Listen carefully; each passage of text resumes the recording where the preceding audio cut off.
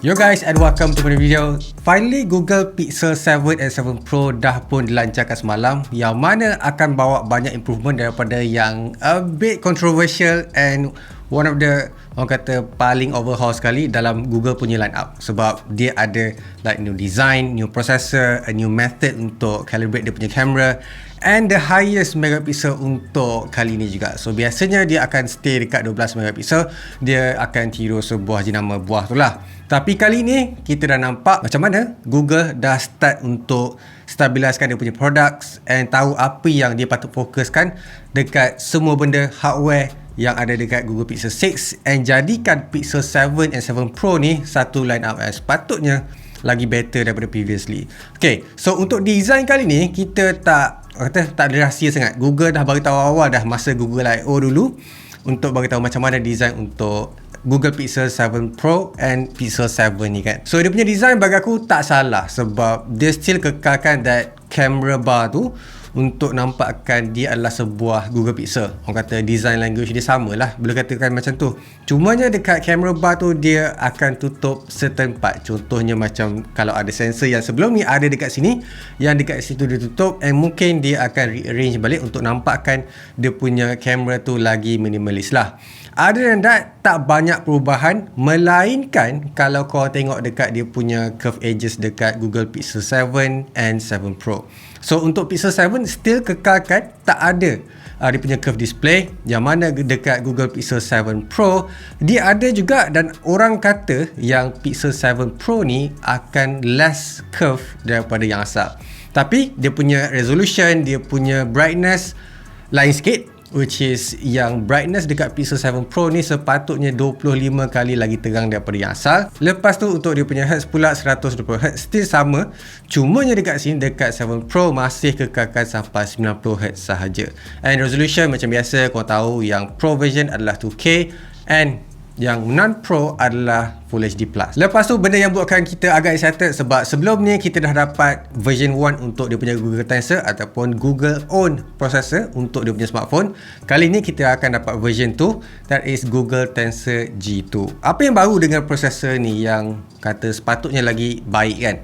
So untuk version kali ni actually dia adalah 60% lagi laju untuk buat tasking, contohnya macam machine learning. Kita tahu Google lebih fokuskan kepada machine learning, AI kan. So dekat sini dia memang betul-betul fokuskan untuk naikkan sampai 60%. Banyak tu kali ikutkan, sebab kalau kau tengok orang lain dia akan naikkan sampai like 20% ataupun 40%. Tu pun dah kira tinggi dah. Tapi ini untuk 60% is really high untuk aku. Tapi benda tu just untuk benchmark je. Kita kena tengok juga untuk dia punya daily task. Lepas tu buatkan prosesor ni lagi power efficient adalah dengan buat prosesor ni sebagai 4nm FinFET process. Maksudnya dekat sini dia adalah 20% lagi power efficient daripada sebelum ni. Yang mana untuk Google Pixel kan, dia punya walaupun pakai bateri besar, kita expect dia akan lagi power efficient untuk version ni, sebab yang ni dah banyak buat masalah tau. So korang tahu aku punya daily driver telefon ni like 4 or 5 hours is really not good, especially untuk bateri yang 5000 mAh. Yang tak berubah adalah dia punya RAM 12GB macam biasa untuk version Pro saja, and untuk version non-Pro adalah 8GB. Alright, sekarang ada perubahan ke dekat dia punya camera sensor kali ni? Ada, tapi kau mungkin tak perasan. Okay, untuk setup kali ni still pakai 50MP sama macam yang sebelum ni, and then 12MP untuk dia punya ultra wide. Kita pergi kepada dia punya telefoto pula adalah 48MP. All these megapixel ataupun sensor is not calang-calang juga, sebab this is a flagship phone kan. Bezanya dekat sini adalah dekat non-Pro dia still pakai dua setup kamera. Alright, apa yang baru dekat sini? Kalau korang sentiasa guna ultra wide and suka that creative shot, korang akan suka dengan pembaruan yang Google letak kali ni, sebab dia pakai 12MP dengan autofocus. Dan juga katanya dia dah start ubah dia punya ultra wide tu sebagai satu lagi extra function, that is dia punya macro mode. So dekat sini kau boleh tangkap gambar dengan pelbagai situasi. Contohnya macam kalau kau nak tangkap gambar lagi close up, contohnya macam makro. Lepas tu nak lagi jauh, guna telefoto.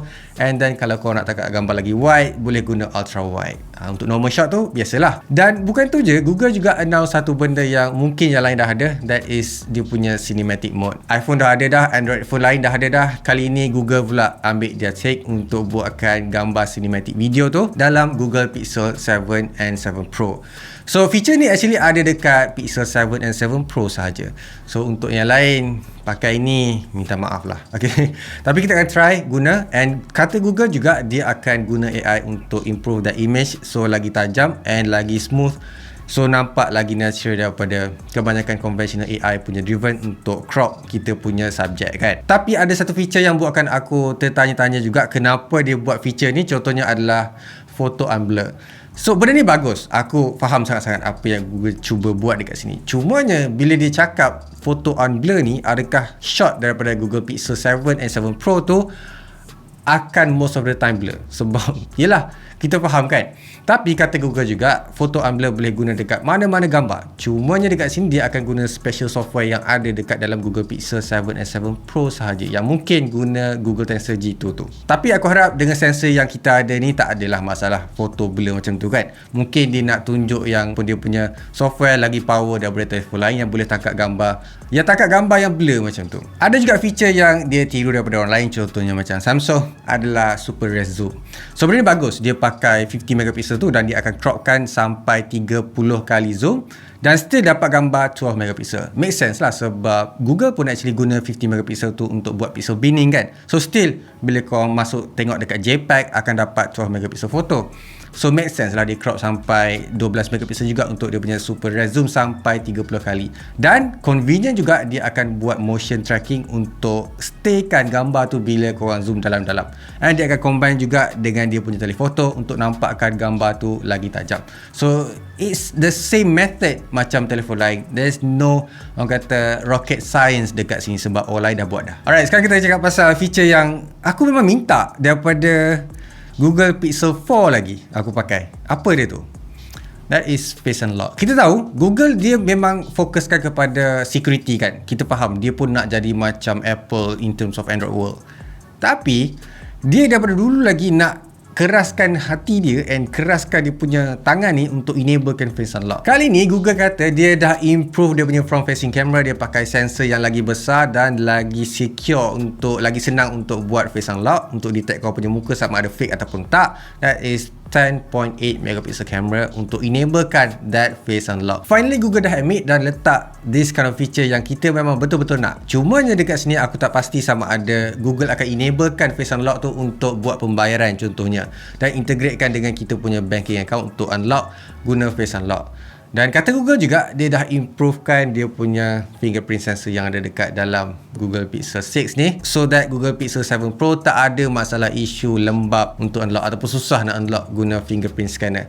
So baguslah, mungkin dia guna apa yang Google Pixel 6a guna contohnya, sebab yang tu tak ada orang komplain sangat. Alright, other than that, dia still akan pakai Pixel UI dengan Android 13. Dan apa yang aku suka dengan Android 13 yang ada dekat Pixel kali ni adalah dia punya clear calling untuk orang buat call lah, obviously kan. Cumanya dekat sini, adakah Google gunakan feature ni untuk counter dengan feature yang kita tak ada, contohnya macam VoLTE.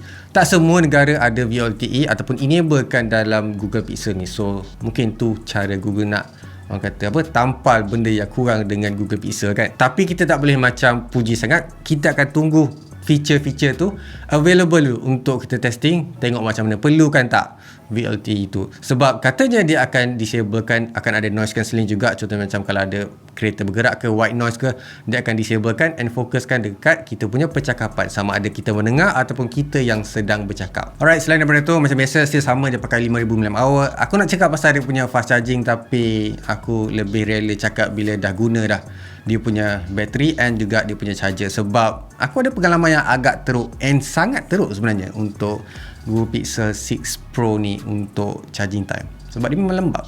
Okay, so sementara kita tunggu, aku dah buat order dah untuk Google Pixel 7 Pro ni. So nantikan subscribe macam biasa untuk bagi tahu sama ada Pixel 7 Pro ni patutnya kita aim ataupun tak. Macam biasa guys, leave a like, subscribe, so keep smiling, and I'll see you guys on my next video. Bye. Google Pixel Watch akan masuk juga dalam studio ni, jangan risau. Dan juga dia punya Google Home tu yang boleh detachkan dia punya display tu untuk jadi sebuah tablet. Aku agak teruja nak tengok and test sebab aku punya Google Home dah mati dah. Dia punya skrin dah mati dah. Alright, bye.